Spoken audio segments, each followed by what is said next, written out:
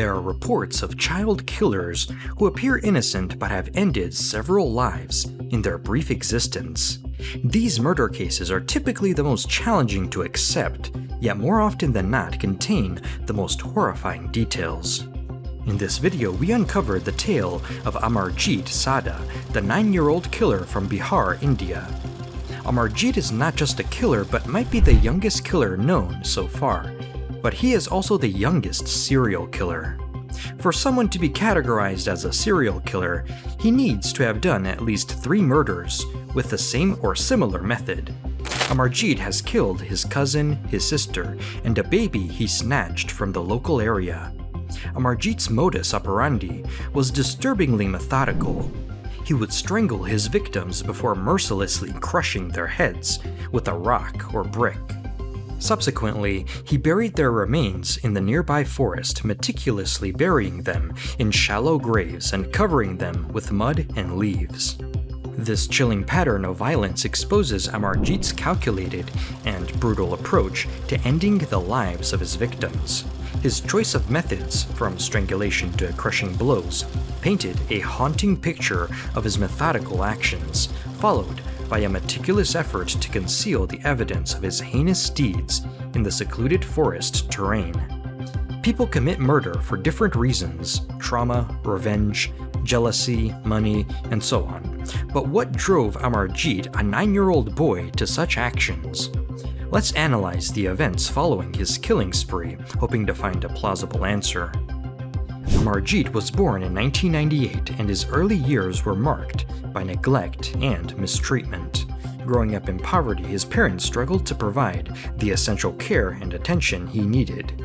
His father, working as a laborer, could not bring in substantial income, leaving the family in a bad financial situation. Unfortunately, this meant Amarjeet had little parental guidance and support. He faced neglect, witnessed domestic violence, and was exposed to unsettling situations from a very early age. These severe experiences undoubtedly left a deep imprint on his psychological growth. From an early age, Amarjeet showed concerning signs indicating a potential for violent behavior. His behaviors drastically changed in the period before the murders happened. He became more withdrawn and quiet and wanted to be alone and do things by himself. There were reports of his mother arguing with neighbors and their kids because they were bullying Amarjeet. Other reports said that Amarjeet was the one doing the bullying. These were indicators that something was happening, and if these changes in his behavior were acknowledged and addressed proactively, there was an opportunity to prevent the escalation of his violent tendencies.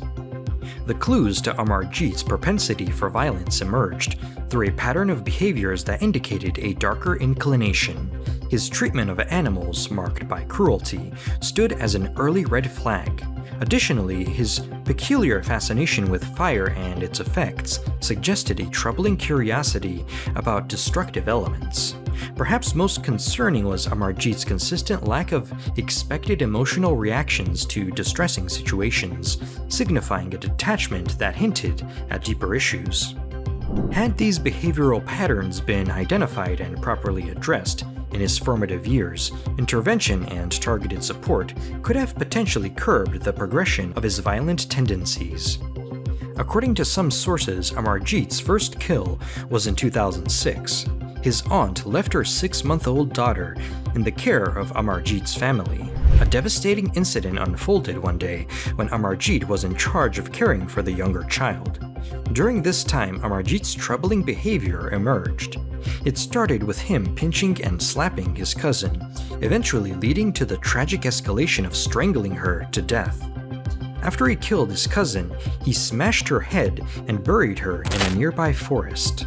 Shockingly, Amarjeet was merely 7 years old at the time of this first tragic event. Soon after the little girl went missing, the family realized something was wrong. Shortly thereafter, Amarjeet Sada admitted to the murder of his cousin. Shocked as some family members were, they chose to keep it within the family and refrained from reporting the crime. However, this decision turned out to be a grave mistake as young Amarjeet proceeded to commit another murder, the incidents occurring within less than a year of each other.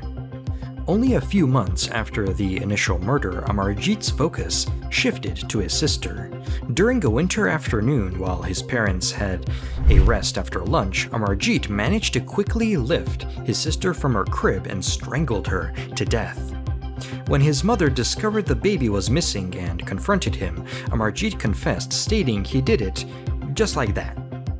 The neighbors were driven into the Sada house by the screams and cries of his mother and learned of the gruesome incident.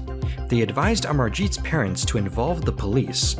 However, his parents repeated the same mistake, choosing to cover for him and pleading with the neighbors to keep silent about what happened that afternoon and asking them to leave the family and deal with the issue as a family matter. Amarjeet's father decided that he would discipline and punish him with extensive beating, which would make him never repeat the deed. Next year, after the death of his sister, Amarjeet claimed his third and final victim, a 6-month-old baby girl named Khushbu. While wandering around the neighborhood area, he noticed an infant in a stroller. Chunchun Devi, the mother, had briefly left her baby, Khushbu, napping under a tree while attending to errands, assuming her daughter would be safe. But she didn't know a child serial killer was at large. Allegedly, some neighbors witnessed Amarjeet carrying baby Khushbu and subsequently alerted the authorities. Amarjeet's case haunted both the police and the locals in the Musiohari village of Bagusarai district, keeping them awake for nights. Initially, it seemed inconceivable that an 8-year-old could be capable of such violence. No one wanted to believe that an 8-year-old was capable of such a deed. Yet in Bihar, one of India's poorest states, authorities continued investigating the horrifying claims of an 8-year-old allegedly responsible for the brutal deaths of 3 infants, including his 8-month-old sister and 9-month-old cousin. As the details emerged, a wave of shock swept through both the community and law enforcement alike, revealing the inconceivable reality that behind the mask of innocence lay the harrowing profile of a disturbingly cruel murderer. In the aftermath, Amarjeet Sada's uncle shed light on a distressing aspect of the situation.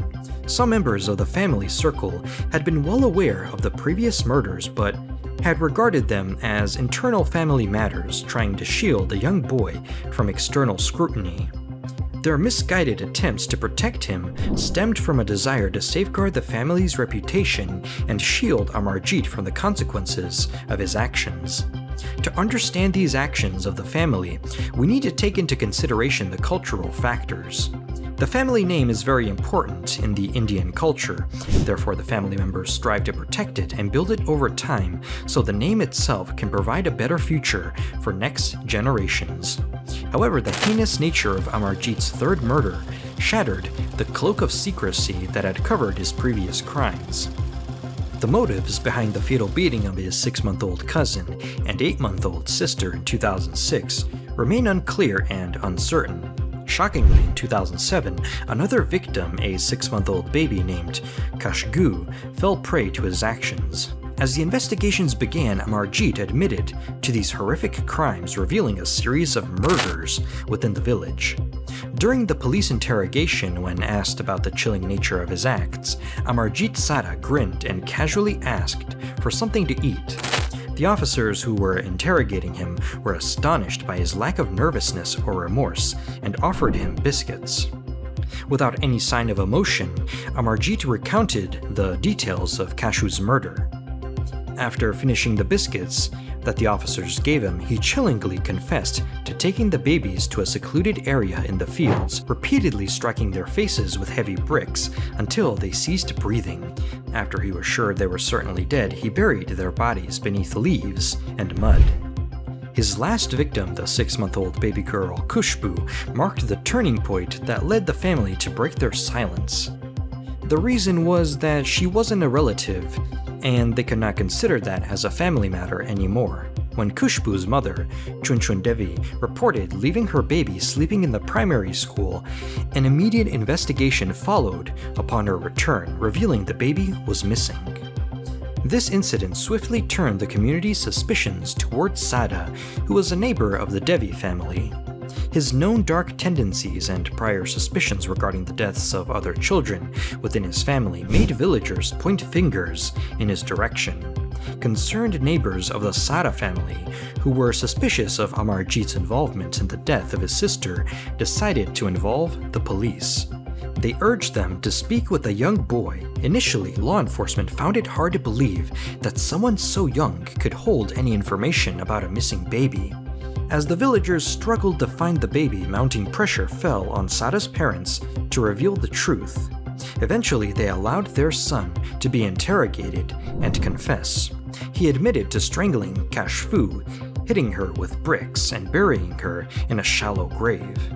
His chilling confession was that she was sleeping in the school. I took her a little away, killed her with a stone, and buried her. Amarjeet told the villagers how he had strangled the baby and led them to the very spot where he had killed and buried the infant just a few hours later. The villagers wasted no time in contacting the police to launch an investigation. As he guided the police to the recently buried baby, they started to believe in his confessions. He also admitted to the prior murders of his little sister and cousin. Inspectors Shatrid and Kumar observed that the killings bore striking similarities. Later investigations revealed that all the children had suffered fatal beatings. At the station, Amarjeet was constantly staring at the officers with an ice-cold look, showing an absence of any remorse for his deeds. Following Amarjeet's arrest, the legal complexities of his youth posed a problem for the authorities. The Indian lawmakers have not taken into consideration that someone that young can be responsible for such horrific acts. In accordance with Indian laws, children cannot go to prison or be sentenced to death. Amarjeet was directed to be placed in a children's home until he reached 18, which was a judicial and custodial challenge at the time. Despite being a minor, Amarjeet's real name and photos were published by the media. Police officers who were running the investigation referred Amarjeet to a psychiatrist for evaluation. The Times of India detailed the psychologist's assessment, labeling Amarjeet Sada as a sadist, finding pleasure in causing harm due to a diagnosed general psychiatric disorder. Following this diagnosis, the police took precautions, considering Amarjeet a dangerous individual with a mental condition. Consequently, he was ordered to a juvenile home. Following Indian law, Amarjeet Sada was placed in a remand home in Mangar. As mentioned before, legal limitations prevent a child from facing death or prison sentences, leading to placement in a children's home until they reached 18. Within the juvenile home, Amarjeet remained in solitary confinement, isolated from other children. The doctor who was assigned to tend to him identified his condition as sadism, where deriving pleasure from inflicting pain is prevalent. Amarjeet's diagnosis went further than just sadism, revealing a behavioral disorder that affected his understanding of morality. To support his rehabilitation, doctors proposed a holistic approach involving treatments, therapies, and medication during his stay to reintegrate him into society as a constructive and non-threatening individual. Psychologist Kent Keel from the University of New Mexico emphasized the youngsters engaging in criminal behavior in the early years often exhibit traits associated with psychopathy. These individuals tend to gravitate towards cruel actions and may escalate to committing more severe crimes as they mature. Some speculate that Amarjeet's exposure to labyrinth at a young age, a result of his father's occupation as a poor laborer and the hard conditions that he grew up in, might have contributed to the development of his psychopathic and sadistic tendencies, leading to the tragic events. Upon turning 18, Amarjeet Sada was released from the juvenile home. However, at 25 years old, his current whereabouts remain undisclosed. There's no available information regarding his location or place of residence post-release. The current whereabouts of Amarjeet Sada remain a mystery, leaving uncertainty about whether he resides in India or has chosen to relocate elsewhere. Concerns loom large regarding the potential for him to continue engaging in criminal activities. Despite these apprehensions, the lack of definitive information available to the media or the public regarding Amarjeet Sada paints a perplexing picture. The absence of conclusive updates or reports on his status raises significant questions about the significance of ongoing investigations and the challenges surrounding tracking individuals involved in such high-profile cases. The lingering uncertainty surrounding Amarjeet's situation fuels ongoing speculation and underscores the complexity involved in monitoring and apprehending individuals with a history of serious offenses. Crucially, the failure of Amarjeet's parents to report the initial 2 murders proved to be a pivotal mistake. This inaction led to a tragic 3rd murder, one that was entirely preventable. It starkly illustrates the sinister consequences of neglecting warning signs and the urgent need for swift intervention in such circumstances. The story serves as a reminder of the critical role proactive parental involvement and societal awareness play in averting such tragedies. Nevertheless, this video does not blame Amarjeet's parents for causing his mental disorder, but they surely could have influenced and prevented his actions. At the end of the day, they did the best they could raising their son in the conditions they lived in.